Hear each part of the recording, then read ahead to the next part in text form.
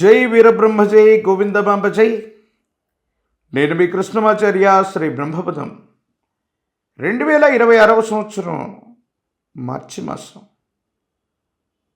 సింహరాశి వారి యొక్క రాశిఫలం గవ్వ ప్రశ్నని, ప్రాచీన సంఖ్యాశాస్త్రాన్ని మరియు గోచారవశాత్తు ఉన్నటువంటి పరిస్థితులను అనుసరించి ఫలితాన్ని తెలుసుకోబోయే ప్రయత్నం చేద్దాం. శివాయ బ్రహ్మణే నమః. వీరబ్రహ్మేంద్ర స్వామిని నమః. మాసంలోని మొదటి వారంలోనే ఒక తీక్షణమైనటువంటి చంద్రగ్రహణాన్ని మనం చూడబోతున్నాం. జన్మరాశిలోని కేతు సంబంధమైన స్థితి, ప్రత్యేకించి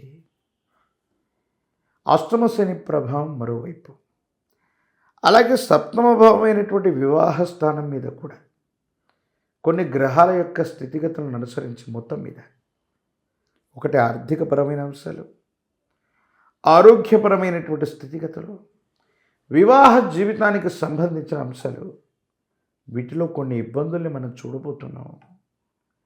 తీవ్రమైనటువంటి మానసికమైన ఒత్తిడి అధికమవుతుంది. ఆర్థికంగా ధనం చేతికి రావటం కష్టం అవ్వచ్చు. కొన్ని సందర్భాల్లో ఏం చెప్పాలో అర్థం అవ్వదు. ప్రయత్నాలు కొనసాగిస్తున్న సఫలీకృతం అవ్వవు. భగవంతుడు కాలం మనకు పరీక్ష పెట్టినట్టుగా కొన్ని సందర్భాల్లో ముందుకు వెళ్ళలేకపోతూ ఉంటాం. దీనికి కారణాలు కూడా మనకు అవగతం అవ్వవు, అర్థమవ్వవు. మరోవైపు తీక్షణమైనటువంటి ఆరోగ్య సమస్యలు కూడా ఎంత ప్రయత్నం చేసి వైద్యుడి యొక్క పర్యవేక్షణకు వెళ్ళినప్పటికీ కూడా ఆరోగ్యం అంతంత మాత్రంగా వస్తున్నట్టు, ఆరోగ్యం అంతంత మాత్రంగా అయినట్టు ఉంటుంది తప్ప మీరు ఊహించినటువంటి అనుకూలవంతమైనటువంటి ఫలితాన్ని మీరు పొందలేకపోతూ ఉంటారు. దీనికి కారణాలు అర్థమవు. తీక్షణమైనటువంటి కేతువు, ప్రత్యేకించి శని భగవానుడి యొక్క తీక్షణమైనటువంటి పరిస్థితుల కారణంగా ఈ విధమైనటువంటి ఇబ్బందులు పడుతున్నటువంటి మీకు వివాహ జీవితంలో భార్యాభర్తల మధ్య ఏర్పడే అపోహలు, అపార్థాలు, అపనిందలు మరిన్ని ఇబ్బందులకి కారణమవుతాయి. వృత్తి ఉద్యోగం కోసం ఎంతో కష్టపడుతూ అసలే సమస్యల్లో ఉన్నటువంటి మీకు ఇంట బయట కూడా మానసికమైనటువంటి ప్రశాంతత ఉండదు. దీనికి కారణాలు ఏమిటో కూడా అర్థమవు.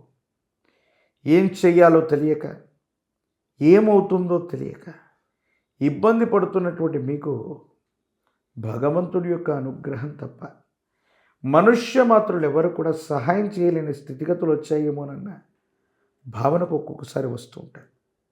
ఎందుకంటే ఎంతో ప్రయత్నం చేస్తున్నాం.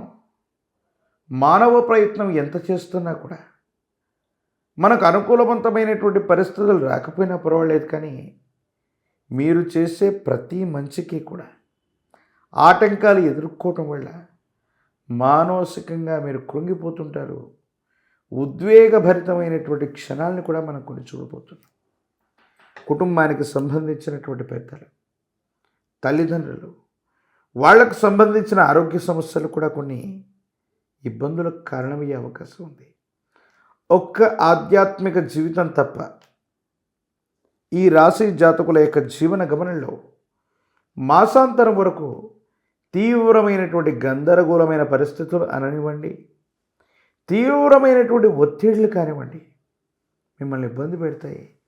మానసికంగా మీరు అశాంతిని పొందే అవకాశం ఉంది. భగవంతుడు కాలం కొన్ని పరీక్షలు పెడుతూ ఉన్నప్పటికీ కూడా మళ్ళీ ఎప్పుడో ఒకప్పుడు యోగదాయకమైన స్థితిగతుల్లో సానుకూలవంతమైన పరిస్థితులు వస్తుంటాయి. ఈ జాతకుల యొక్క జీవన గమనంలో మాసాంతరంలో మళ్ళీ అనుకూలవంతమైనటువంటి ప్రయోజనాలు, ఉద్యోగ విషయంలో అవ్వచ్చు, వృత్తి వ్యాపార సంబంధమైన అంశాలు అవ్వచ్చు, సానుకూలవంతమయ్యేటువంటి అవకాశం కనిపిస్తుంది. జీవితంలో సింహరాశి జాతకుల యొక్క జీవన గమనంలో రాజకీయపరమైనటువంటి రంగంలో ఉన్న వాళ్ళకి అనుకూలవంతమైనటువంటి పదవులు లభించటం జాప్యం అవ్వచ్చు, ఆలస్యం అయ్యేటువంటి అవకాశం ఉంది. కొన్ని సందర్భాల్లో మీరు తీసుకునేటువంటి నిర్ణయాలు కూడా సంచలనాలుగా మారే అవకాశం ఉంది. మీరు ప్రయోజనం పొందుతున్న సందర్భంలో శత్రువర్గానికి సంబంధించినటువంటి వ్యక్తుల యొక్క కుట్రల వల్ల మీరు సరైనటువంటి ఫలితాన్ని కూడా పొందలేకపోతుంటారు. ఆర్థికపరమైన ప్రయోజనాలు బాగున్నాయి.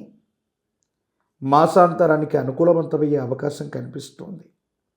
విద్యార్థులు చాలా ఏకాగ్రతతో కూడిన జీవన విధానం చేత విద్యను అభ్యసించాలి, పరీక్షల్ని పూర్తి చేయాలి. లేదంటే సరైనటువంటి ఉత్తీర్ణత రావటం కష్టమే అయ్యే అవకాశం కనిపిస్తోంది.